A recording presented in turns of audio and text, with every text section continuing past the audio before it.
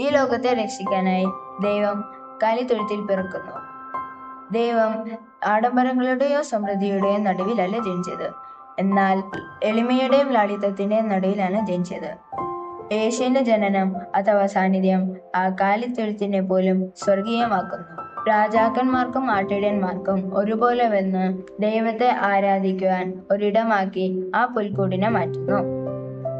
ആട്ടിടയന്മാർക്ക് മുൻപിൽ ദൈവദൂതൻ പ്രത്യക്ഷപ്പെട്ട് ദൈവത്തിന്റെ വരവറിയിച്ചു. എന്നാൽ രാജാക്കന്മാർക്ക് നക്ഷത്രം വഴികാട്ടിയായി മാറി. എളിമയോടെ, ആഗ്രഹത്തോടെ, ക്ഷമയോടെ കാത്തിരിക്കുന്നവരുടെ ഹൃദയങ്ങളിൽ ദൈവം ജനിക്കുന്നു, ദൈവം വസിക്കുന്നു. ഇന്നേ ദിനം നമുക്ക് പ്രാർത്ഥിക്കാം. എൻ്റെ ഉണ്ണീശോയെ, അങ്ങേ സ്വീകരിക്കാനുള്ള ആഗ്രഹത്താൽ ഞങ്ങളുടെ ഹൃദയങ്ങളെ നിറയ്ക്കണമേ. ഉണ്ണീശോയെ, എളിമ നിറഞ്ഞൊരു മനസ്സ് ഞങ്ങൾക്ക് നൽകണമേ. ആമേൻ.